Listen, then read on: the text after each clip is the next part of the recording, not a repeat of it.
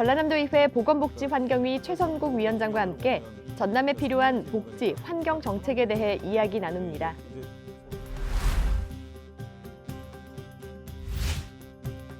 전라남도와 경상북도의 상생을 다짐하는 화합대축전에서 다양한 교류 행사를 진행한 전라남도의회 소식을 전해드립니다.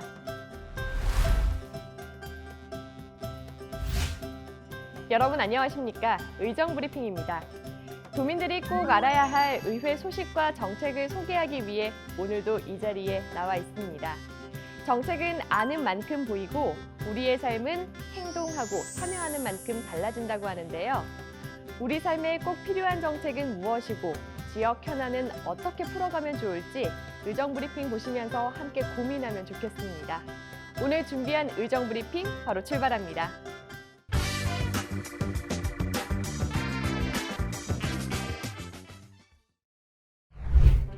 진솔하고 찐한 담소를 나누는 시간입니다. 오늘의 찐담 주인공은 전남의 보건, 복지, 환경 문제를 고민하고 관련 정책을 주문하는 분인데요. 전라남도의회 보건복지환경위 최선국 위원장과 함께하겠습니다. 안녕하세요. 네, 안녕하세요.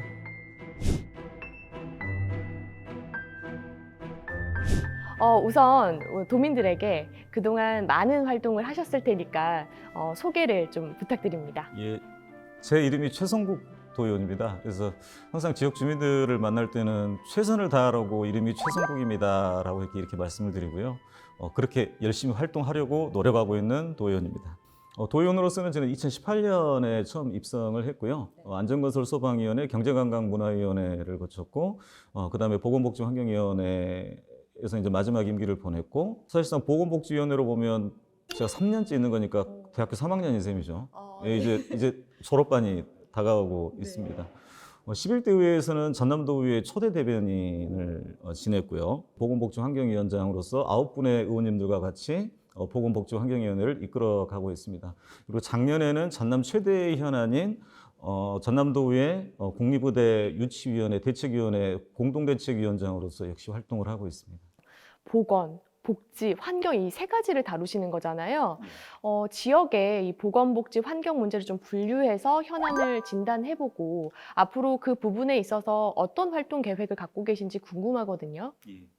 보건 분야에서 가장 중요한 것은 우리 전남도민의 생명권과 의료기본권을 보장하는 것이 전남에 있어서는 가장 필요하다라는 겁니다. 그리고 전남이 가지고 있는 의료 현실이라는 게 있습니다. 예를 들어 전남은 다른 지역보다 치매 유병률이 2% 정도가 다른 지역보다 높습니다. 결핵의 발생 빈도도 전국에서 가장 높고 C형 간염의 발생 빈도도 전국에서 가장 높습니다. 이런 전남의 열악한 보건 의료 분야에 있어서 어떤 대책들을 찾아내는 것들이 저희 상임위원회가 해야 될 역할이라고 생각을 하고요.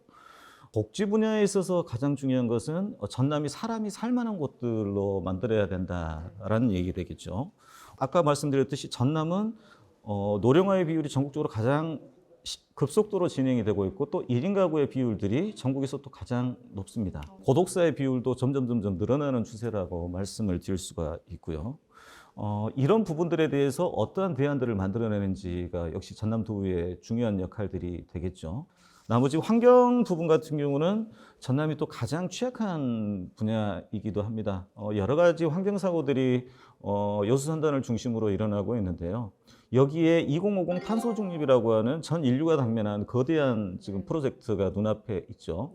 근데 전남을 둘러싼 탄소 중립 여건들은 또 그다지 좋지 않은 것도 사실이거든요. 이 문제를 어떻게 해결할 것인가에 대한 기초들을 닦아나가는 작업들도 역시 전남도의회에서 상당히 좀 고심하고 있는 숙제라고 보시면 될 것 같습니다. 재선 의원으로서 많은 순간들이 있겠지만 그 가운데에서도 의원 활동하면서 가장 기억에 남는 순간이 있다면 언제일까요? 다른 의원들이 최성국은 또 응급의료 헬기 얘기를 하네라는 말을 참 많이 들었어요. 그런데 전남은 섬이 많은 곳이고요. 또 산간 오지가 많은 곳입니다. 이분들이 아프면은 결국은 어디에 기대야 할까요? 바로 응급의료 헬기가 출동할 수밖에 없거든요. 응급의료 헬기 종류 중에는 닥터 헬기가 있고요. 그다음에 해경 헬기가 있고 소방 헬기가 출동을 하게 됩니다. 상황에 따라서 출동하는 헬기들이 다른데요. 그런데 제일 처음에 들어와서 보니까 이 각 기관이 서로 어디에 착륙할지 서로 착륙장 지점도 공유를 하고 있지 않더라고요. 통합해서 운영을 해야지 왜 이걸 따로따로 운영을 하는 거죠? 라고 하나하나 제가 모든 것들을 다 찾아가지고 대안 제시를 했었거든요. 결국 이제 그것 때문에 응급의료 헬기 운용 지침이 정부에서도 바뀌게 됐었습니다. 그런데 응급의료 헬기 착륙장이 이제는 또 태부족한 거예요. 보건복지부 계획을 봤더니 응급의료 헬기 착륙장을 지금 전남에 있는 섬들에 건설을 하려면 한 10년 이상이 걸리는 상황이었습니다. 그런데 강하게 정부에 항의를 했었고요. 결국은 3년 안에 다 짓는 것으로 정부 결론이 바뀌었습니다. 그때 이제 담당 공무원이 저한테 이제 이런 얘기를 하더라고요. 와, 의원님 이게 되네요. 예. 그때 저도 그 말을 들으면서 정말 이게 되는구나라는 생각을 했었고요. 상당히 좀 보람이 있었던 순간이었습니다. 전남은 가장 중요한 게 의료 인력을 확보하는 게 가장 문제입니다. 저희 상임위원회에서 주도적으로 했던 게 공공간호사 장학생 제도를 도입하자라는 거였거든요. 그러니까 일정 기간에 학비를 대고 의무적으로 전남 지역에 있는 공공의료기관, 의료원 같은 곳에 근무하도록 만드는 공공간호사 장학생 제도입니다. 이 제도가 이제 시행 1년째 지금 이제 접어들고 있는데 최근에 그 선발 모집 과정을 거쳤는데 거의 한 2대1 가까이가 됐다라고 합니다. 상당히 저는 중요한 진척이라고 생각을 하고 저는 의회가 할 역할을 제대로 했다라는 생각이 듭니다. 이제 환경 문제를 좀 얘기를 해보려고 하는데요. 전국 최초로 전라남도 연안 탄소 흡수원 관리 및 활용 촉진 조례안을 제정하셨습니다. 제가 이렇게 원고를 보고 읽을 정도로 사실 이 조례 이름만 들었을 때 단번에 이게 2050 탄소 중립과 어떤 연관성이 있을까? 연안 탄소 흡수원을 다른 말로 블루카본이라고 부릅니다. 블루카본이라고 하는 것은 해양 생태계에서 흡수하는 탄소를 얘기합니다. 전남이 저는 신이 주신 축복 중에 하나가 넓은 해안선과 갯벌을 가지고 있다는 거라고 봐요. 지금까지의 탄소 흡수원은 거의 대부분 산림이 대부분이었거든요. 최근에 이제 국제적으로 이렇게 새롭게 떠오르고 있는 게 바로 블루카본을 통한 탄소 흡수거든요. 우리나라 같은 경우도 작년에 블루카본이 처음으로 이제 우리나라 NDC라고 그러는데요. 국가 감축량 목표에 처음으로 포함이 되게 됐죠. 학계에서는 갯벌 역시도 충분히 탄소 흡수로 인정이 가능하다라는 거고요. 국제적인 컨센서스가 점점 모아지고 있는 단계고, 자, 그렇다면 전남은 무엇을 준비를 해야 하느냐? 전남이 가지고 있는 가장 비교 우위 자원인 바로 갯벌을 활용해서 2050 탄소 중립에 대응을 해보자라는 거고요. 그래서 전국 최초로 조례를 제정을 하게 된 겁니다.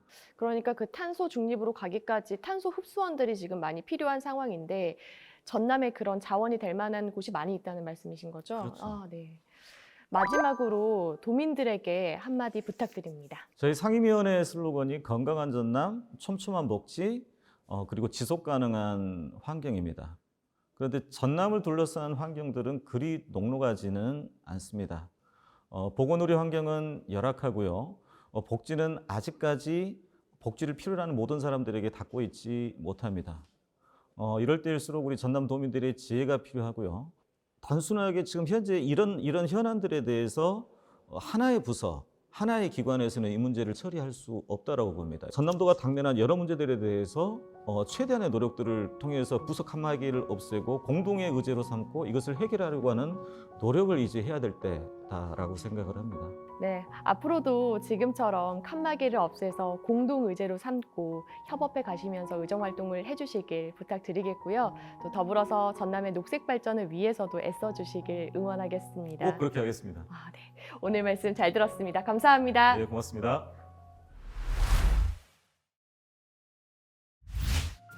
영남과 호남이 서로 상생하고 화합하는 대축전이 지난 4월 전남 순천에서 개최됐습니다.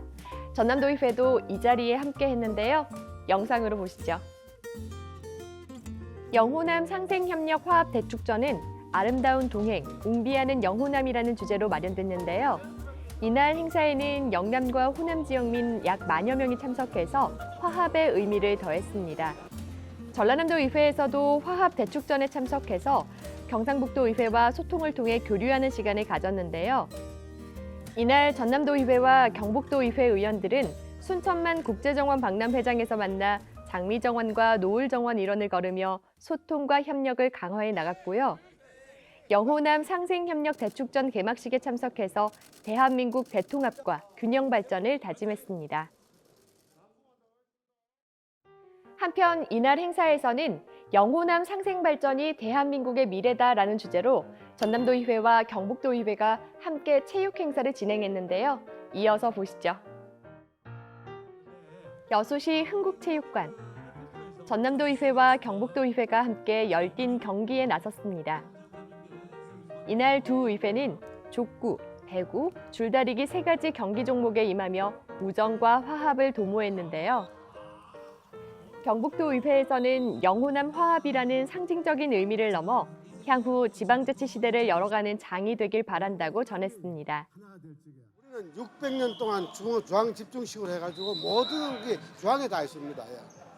그걸 지방화 시대를 만들자면은 영호남 화합 없이는 안 된다는 거. 영호남이 하나에 똘똘 뭉쳐가지고 지방화 시대를 앞당기고 또 그 속에서 도민의 행복을 추구하고 그 의미가 오늘 있다고. 전남도의회 역시 이번 행사가 지역 현안을 공유하고 해결책을 모색하기 위한 소통의 시간이 되길 바란다며 향후 정책 개발과 조례 제정 상황 등을 공유하며 지역 현안에 공동 대응해 나가겠다고 밝혔습니다. 경상북도와 전라남도가 처해 있는 상황이 비슷합니다. 여러 가지로 인구 소멸 지역이 제일 많은 그런 도이기도 합니다. 앞으로 이런 부분을 도의회 차원에서 적극 협력을 해서 상생할 수 있는 그런 계기가 되었으면 좋겠다는 생각이 듭니다. 도민이 행복하고 풍요로운 지방자치 시대를 열어가기 위한 첫걸음, 바로 소통과 상생일 텐데요. 두 의회가 앞으로도 긴밀한 협력 관계를 맺으며 교류의 폭을 확장해 가길 기대해 봅니다. 현장에서 답을 찾는 현지 의정 활동이 바쁜 일정으로 진행되고 있습니다. 각 상임위에서는 현안 해결과 민원 청취를 위해 전라남도 곳곳을 방문했는데요. 화면으로 만나보시죠. 먼저 경제관광문화위와 교육위는 전남의 섬 지역을 찾았습니다. 교육위는 섬 지역 학교들의 특색 있는 프로그램 운영 내용을 확인하고 경관위는 전남의 섬 자원을 보다 가치 있게 활용하기 위한 의견 청취에 나섰습니다. 또한 농수산위에서는 바쁜 영농철 무안군 마을 농가를 찾아 일손 돕기를 진행하고 안전건설 소방위에서는 강진군 까치 내재터널 공사 현장을 방문해서 현장 안전 시스템을 점검했습니다. 이 밖에도 보건복지환경위가 오는 2026년 완공될 기후변화 대응센터의 부지를 시찰하는 등 다양한 현지 의정 활동이 진행됐는데요. 이번 현지 방문이 정책적 대안으로 이어지길 기대해 봅니다. 제12대 전라남도의회가 개원 1주년을 맞았습니다. 이를 기념하고 기록하는 소통의정 홍보 영상이 제작됩니다.